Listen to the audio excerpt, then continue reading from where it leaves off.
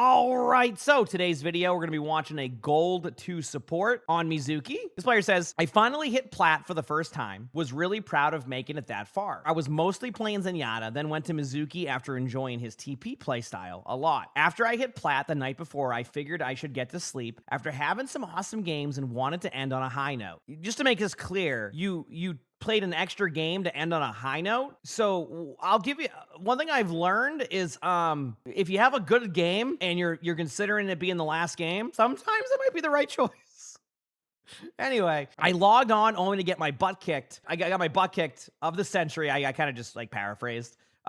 With 5 straight losses that were not even 10 minutes long, D-ranking back to gold 2. So just to understand this, you had a really good climb. Then you said you wanted to have a game end on a high note and then lost 5 in a row. All right, I was pretty heated on game 6. It was a game 6, but I wanted to see if I could get 1 win and then just start the grind again tomorrow. In the replay, I feel I could have been better. Maybe I should have went Ana. Or a different support. I know I have a lot to work on personally, but any input or criticism would be great from you. I just really feel defeated at the moment where I kind of don't want to touch the game for a few days. Love your VOD reviews and hope to get any wisdom from you. All right, I'll see what I can do. Here we go. All right, you're on the Mizuki. Comp looks normal so far. So we'll see how this goes. Mizuki's so fun, by the way. Cool. Also want to show people something here while we're just here right away. This gameplay loop is actually pretty huge. I'll do this more on Mizuki, something I'm learning too. This like style of like having your whatever you want to call this back here and then go all the way up here and then like go for like some damage, a chain is a really good part of the gameplay loop. A lot of people don't do this yet. They kind of just like stay there, including myself, something I'm learning. Do this rotation much more. It is very effective. The only thing I would say is make sure you pay attention to your cooldown because I think that's the toughest part. Just remember, like, your timing on that, but that rotation, people call it doll, yeah, whatever works for everybody, is a really key part of the rotation of Mizuki that I feel like a lot of people haven't quite picked up on yet. And it's not that, like, bad if you don't do it. It's just, like, that's just, like, the next layer of understanding the hero is once you start hitting your chains and, you know, knowing how to manage your hats, the next step is being very hyper aggro there because you can get a free kill. You might even switch your perk style. You know how some people will pick the perk with, like, the heals? The chain one makes a lot more sense when you're aggressive. You get what I'm saying?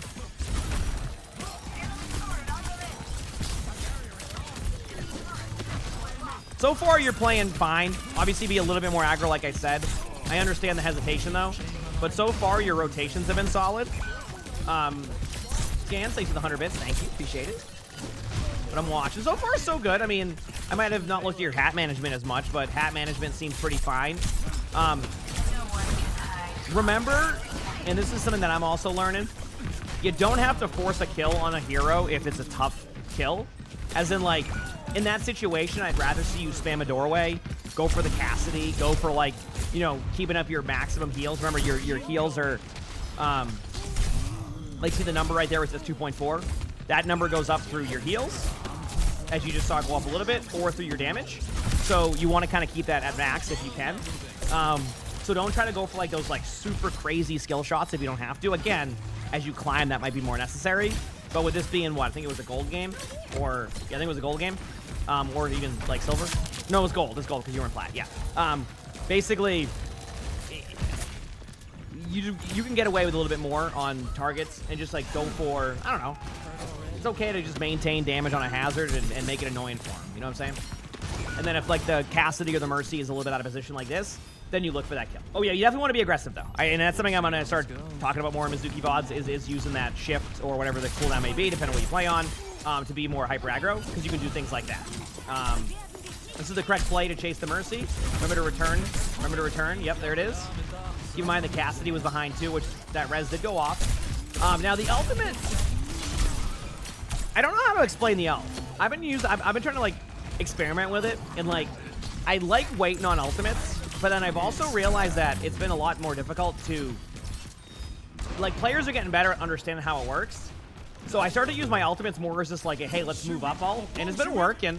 I'm not saying you should suggest it. Also, I love how there's a 1v1 on the cart right now. I don't know if anybody knows this is going on. There's a 1v1 on the cart right now for the point. Now it's a 1v2, but that whole time Sigma almost capped it. Like right now, that's a good ult. I was gonna say, If you went an extra second without using your ultimate, I was gonna get a little bit concerned. Remember, for anybody who's wondering the ult, it's basically like a giant defense matrix that basically is like a giant shield for your team. That also heals a little bit. So don't be afraid to use that ultimate a little bit more hyper aggro to get map control and space. I don't really need to pause too much of that. But definitely use it a little bit more as like a space creation tool. Not that like you can't just, hey, I'm gonna save it for high noon, but just like remember to be a little bit more hyper aggro with it. So yeah, you can block hazard ultimates too.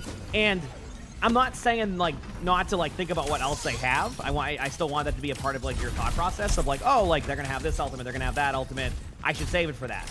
But like if you're in like this like weird in between time and where like nothing's happening and momentum is key, I say run with that momentum. Great chain again, by the way. Again, I would like to see you be a little bit more hyper aggro, but you're not. Keep in mind when I say that, you're not doing bad either. I just want you to remember to be a little more hyper aggro. All right? Which you just did, which is perfect. Ultimate, I mean, look at your ult charge, already at 64%. So far, things are looking solid. Obviously, a Reaper ultimate on your Junkrat and their spawn is nothing you can really do. Mercy's gonna try to res, she did last time. Maybe not, nope. Either way, I love your aggressive style. Good job. So far, it's been good. For the most part. Obviously, there's things you can work on, but... Yep. That's another note, too. I see a lot of players not really do this. Remember that it's you can shoot your shots off of walls. So you can, like, spam, you know, your shots off walls to kind of, like, do extra damage. I think players are still figuring that out and not doing enough. Something to do. Not that this Mizuki didn't do that, but it's a, you know, someone might want to learn Mizuki. So you can spam off of walls, and it will go off of a wall and ricochet. Obviously, it has a certain distance it goes, but it will ricochet off a wall, and you can get a lot of extra damage that way. Say someone's in here, right? I just know this very well from Sigma, but like say somebody's like hiding in here. I'm just giving you a random spot. This is probably not going to happen, but say someone's hiding here, you can in theory just spam off this wall, and it should in theory like just do damage to the person right here. See what I'm saying? Like you could just like spam this, you know, none of that geometry, and then that's a good way to kind of sustain and do extra damage. Yep. Yeah, they do ricochet. Yep.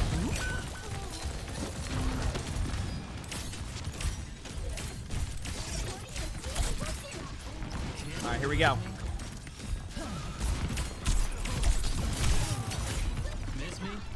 So let's see. You have your ultimate. They're gonna have a high noon. You could say this for high noon. I would say if you're like, hey, when should I really guarantee the ultimate for the high noon? This is the distance you do it at. You don't need to, but like when the Cassidy's really far away, like that's like when you would probably want to do it. So there's no like opportunity for the cast to walk into your ultimate. And with them having like, you know, you go like, yeah, but wouldn't that be a dumb play? Normally I'd say maybe, right?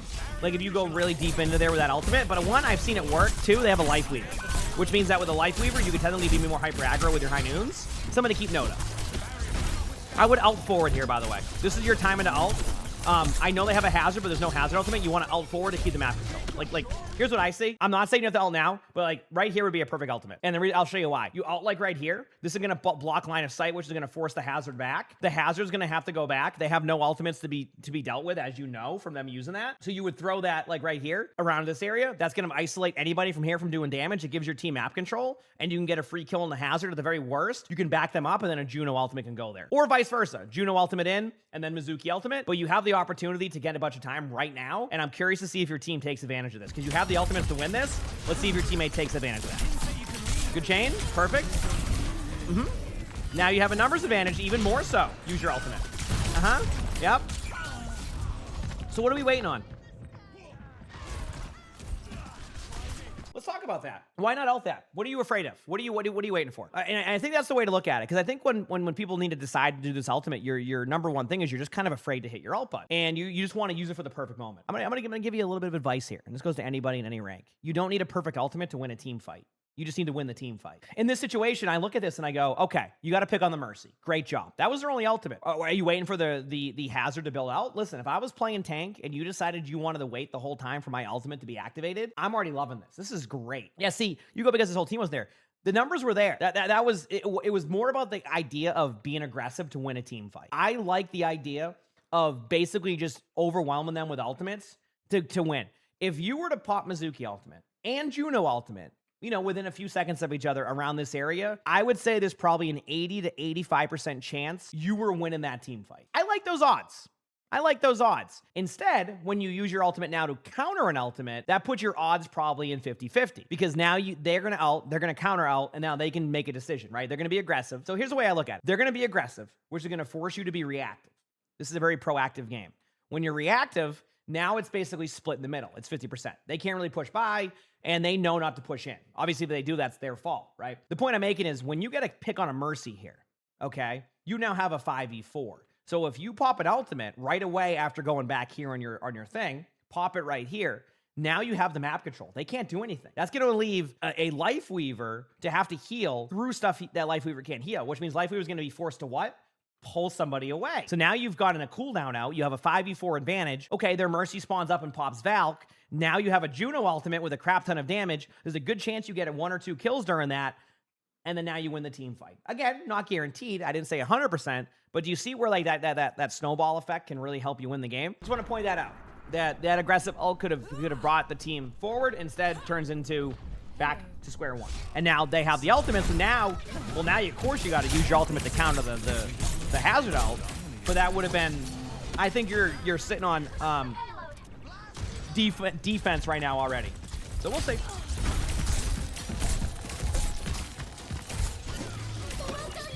Good Juno ultimate. Perfect. Yep. Okay. And then now you can save your ultimate for hazard because your team has the Juno ultimate to get aggressive. Now you can use your ultimate any way you want. So you see how your Juno popped ultimate right there? Right? You see how Juno popped ultimate right there? And then your team got aggressive off the pick. And then all the ultimates they had couldn't be used because they didn't have the advantage. That's why I wanted you to use that ultimate sooner. I think you win that team fight, the team fight before, if y'all do the same exact thing. And that's why I wanted to kind of showcase that whole moment, because I think it's an important note to see.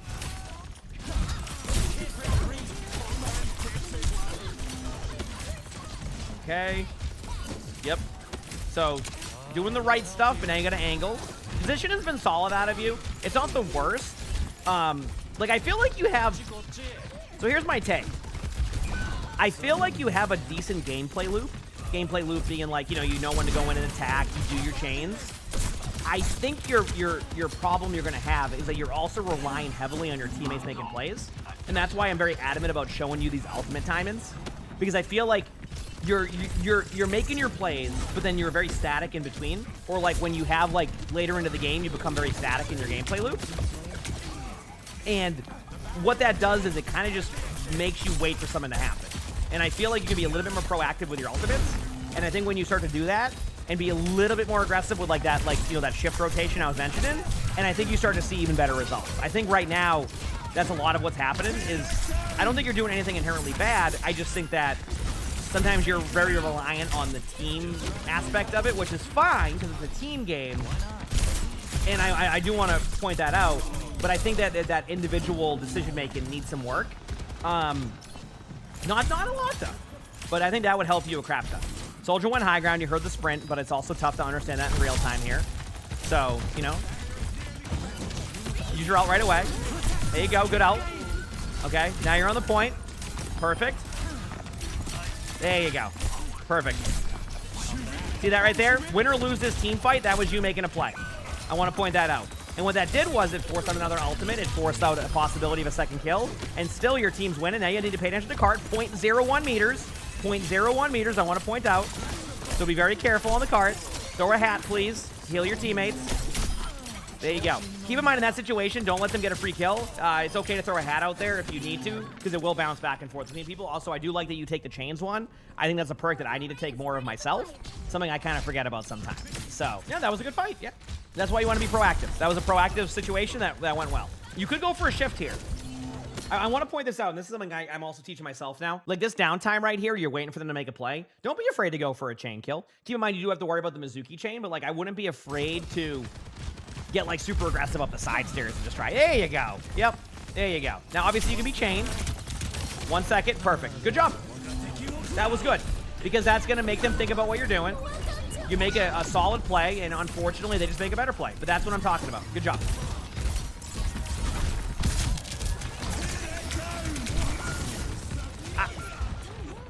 In that situation, when you're down 5v3 and you're not really going to get your ultimate anytime soon, I say send it and go for a kill.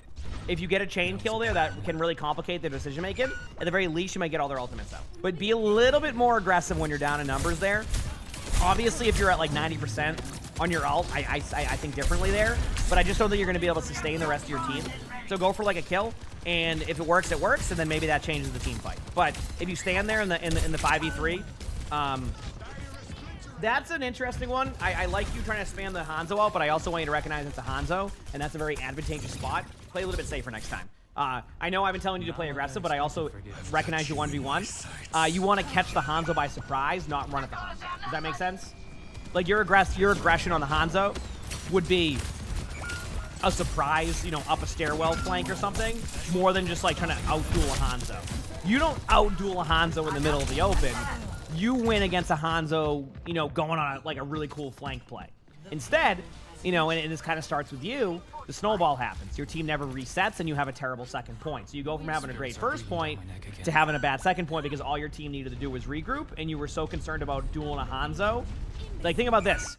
If you don't duel that Hanzo, you have your ultimate in time, this whole scenario might be different than what we're watching right now. Instead, because you don't recognize the situation you're in with a 1v1 against a Hanzo, you kind of heck up a little bit. That really does kind of hurt the play, at least in my opinion. So I think next time, just to be a little bit more careful there and recognize the duel situation. If it makes you feel any better, I'm going to do that too sometimes. Sometimes you get that ego duel and you lose the duel. But I think that if you get your ultimate in time, which I think you would have by just playing a little bit safer, on that like retake between that first and second, I think things go a lot better. Worst comes to worst, you get out a life weaver trig and a Hanzo ultimate. You know what I mean? You know what I mean?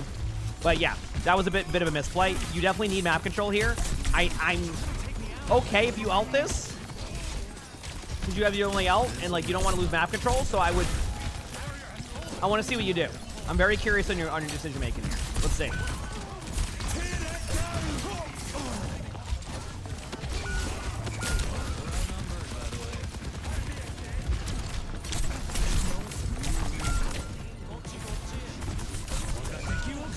So,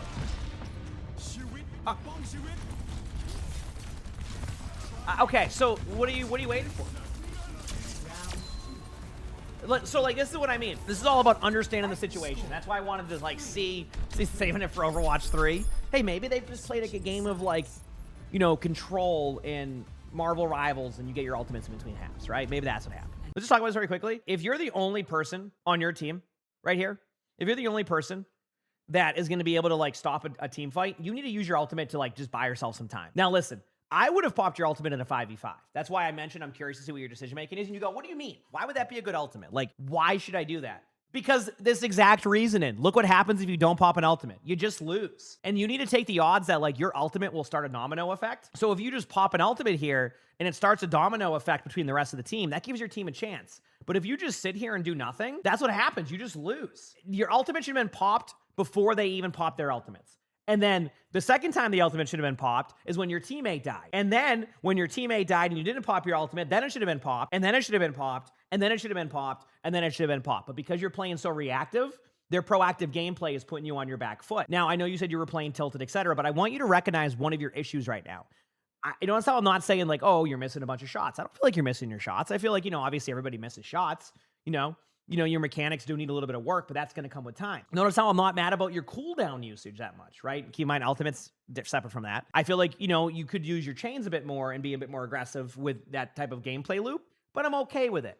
Your ultimates have been bad. You're waiting on the perfect play, and I got to do a guide one day, and I'm really thinking about it. I was running it through my head yesterday. I need to do like a beginner's guide to hero shooters soon, about like positioning and cooldown usage and ult and stuff, because I feel like people need to hear this. You can win team fights with just one elim with an ultimate. You can win team fights with 0 elims with your ultimate. But don't wait for the perfect moment with ults, because that's generally how you lose games. Because you're waiting for the perfect ultimate. You just need this, you know, the 5-person grab, I got to stop a high noon and the hazard ultimate with my Mizuki ultimate. No. Sometimes you can be more aggressive with it. Sometimes you can, you know, turn a team fight with a surprise ultimate angle, right? What about your ult play of the game? I would take winning. I would take winning over saving my ultimate for the perfect moment all the time. Yep.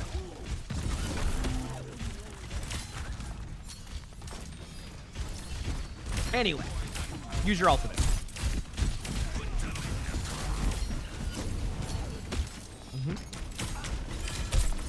I'm okay with this for now. All right. So far, yeah, that was, I know what you saw there, and I know what happened. Don't worry about it. All right, there's a Hanzo above you, but you don't have to worry about that. Just make sure you push forward. Perfect. Scanning for your teammates. Great job. This is a weird spot because you kind of feel obligated to be on the cart. I would go for one shift play. I'll explain in a second why. You still had a small time, and then if you get rolled somehow, you have a chance to kind of like get back. At the same time, you need to be aggressive because they're going to be around you like they are circled. See this right now, how they're all over the place? So you want to go forward. You want to go forward. You want to go forward. You want to go... So that's the opposite of forward. I guess when you turned around, that was forward. So you're like, wait a second. Why would you say go forward? Why go forward? Like, why? That's where the enemies are, right? The enemies are this way. Are they? Because this is what happened. Your team got a kill on a hazard. You knew people are up here. There was about 3 of them right here. Obviously, I could just hear the sound cues to begin with, but there was about 3 here. So what does that mean? What is an easier kill for the players up here? People right here or right down here if they drop down, or people right here? Well, let's take a look.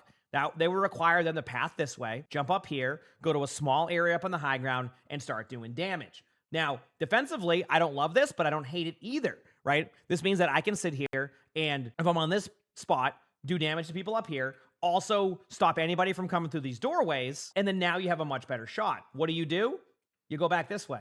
So this is understanding the situation. 8 out of 10 times, this is the right play, going back. But in this situation, you're in an overtime spawn with players up on the high ground behind you. You need to push forward to get rid of the numbers. You're like, well, why not clear the high ground? You just don't have time. Unfortunately, in overtime, it changes your play style. I would say it's okay if you decided to break off as a team and like take this high ground and slowly, methodically capture the point.